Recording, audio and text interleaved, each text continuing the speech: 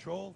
And joining us now here in the studio is retired U.S. Army Colonel Douglas Macgregor to help us figure out the reality of defense spending, cutting, what's at stake. As someone who knows, he is a decorated combat veteran. He's also the author of this book, The Warrior's Rage, The Great Tank Battle of 73 Easting, and we're so glad to have him. Thank you for being here. Oh, thank you. My first question, many would say the country is broke, suffering under a massive amount of debt with a massive amount of unemployment.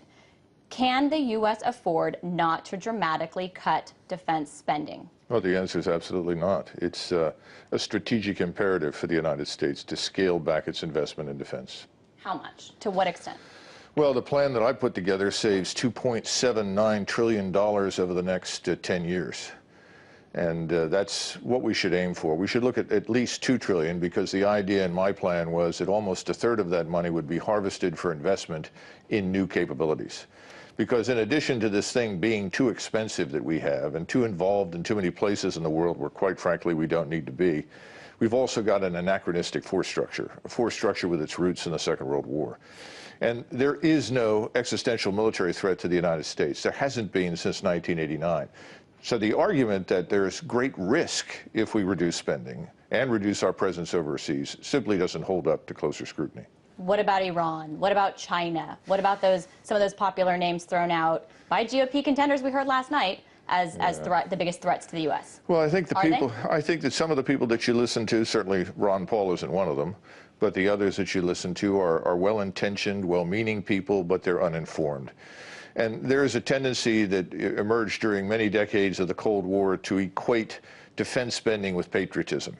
The notion that if you weren't supportive of defense spending, that somehow or another you were sympathetic to communism and hence unpatriotic.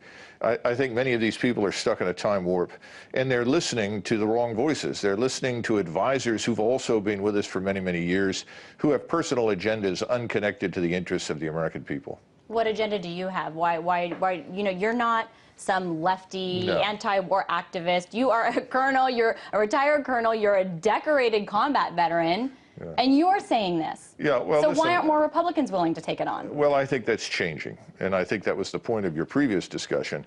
I think you're going to see more of that in the future. More and more Americans are finally beginning to ask questions.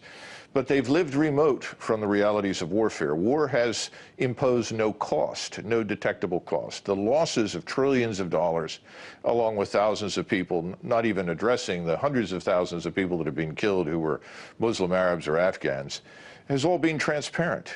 It's invisible to the American public. The American public is finally beginning to connect the dots between the tremendous loss of revenue overseas on these fool's errands that we've been involved with, these nation-building exercises, and the current economic problems at home. So I think it's changing. But the president has so much control over foreign policy, separately from Congress. So if you have someone like the people that we saw on that stage last night who think that Iran is the biggest threat to the United States and Iran getting nuclear weapons, how is what you're saying ever going to play out? Well, there's a supposition that Iran is something more than it is. Iran is actually a very backward place. It's struggling to survive. Its oil and gas industry is in ruins. It's investing in a nuclear weapon at least as much because of Iranian nationalism as because they want to ensure that we can't intervene in their country if we choose to do so. And remember that Israel, which is sitting not very far away from both Iran and Turkey and the rest of the region, has 300 nuclear weapons. So if you're sitting in Tehran right now, you can come up with lots of reasons to try and build a nuclear weapon. What's astonishing to me is that after all these years, they haven't done it. They must be monumentally incompetent, to be blunt. Well, what's astonishing to me is that you sound like Ron Paul. So why is Ron Paul's foreign policy considered alternative, considered, you know, so far from the norm? Even though, yes, we're seeing it move towards the mainstream, but you still see in the mainstream press his ideas looked at as surprising. Well, remember that the press, the mainstream media, and by the way, I don't include you in that mainstream media. I would hope not. Okay. We are not the mainstream. Okay. They are very much part of what I call this neo-Wilsonian complex, this notion that the United States will only be safe when most of the world is either governed by the United States or there are U.S. forces in other people's countries. It's a very mistaken notion. In fact, today, our presence in many places of the world, if not most, is more of a liability than an asset. First of all, we've expended treasure on a scale that's unimaginable, trillions of dollars over many decades to defend large numbers of the world long past the need to do so. The Europeans, the people in Northeast Asia, and most of the world today can defend themselves. So there's no need for U.S. forces to be constantly present to offer defense. When it comes to China, China is also struggling internally. In fact, the greatest threat right now to the regime in Beijing is that it will be overwhelmed by its own population that is making increasing demands on it. I mean, they've got 1.2 billion people. In addition to that, everyone who lives around China is anti-Chinese for a whole range of reasons. So the notion that somehow or another China represents a threat to us in military terms is absurd. China's economic power is another matter. I want to keep this conversation going, and China is often used as a reason for the United States to keep its military spending where it is, to keep buying fancy machinery. Why does the United States need more F-35s, for example, the most expensive fighter jet in the world, which is grounded because of mechanical problems, and yet we just saw us buy more, us being the United States? Why does the U.S. need them? Well, first of all, the F-35, whether or not we need it is a separate discussion, and there are good reasons on both sides of that equation. We certainly don't need the vertical takeoff and landing version for the Marine Corps. That's absurd. Whether or not we need large numbers of these fighters, it's hard to tell. One of the problems that we do have are aging aircraft. Aging F-15s, aging F-16s that do need to be replaced. But who do we fight with these anymore? Are we using these to get militants in Yemen? I don't think so. Well, remember, first of all, whether or not we actually need to bomb people in Yemen on a routine basis is another issue, and I'm not sure that we need to launch most of the strikes we're launching in most of these places. But it takes a long time to create and maintain military power. You have to be very selective about where you put your resources. That's why we need to harvest savings now, change the way we invest. We have critical leads in aerospace and maritime power. That's our strength as a nation. We need to maintain those strengths. That doesn't require that we bankrupt ourselves, because easily $1 trillion could be saved within the first year simply by withdrawing the garrisons that we maintain all over the world.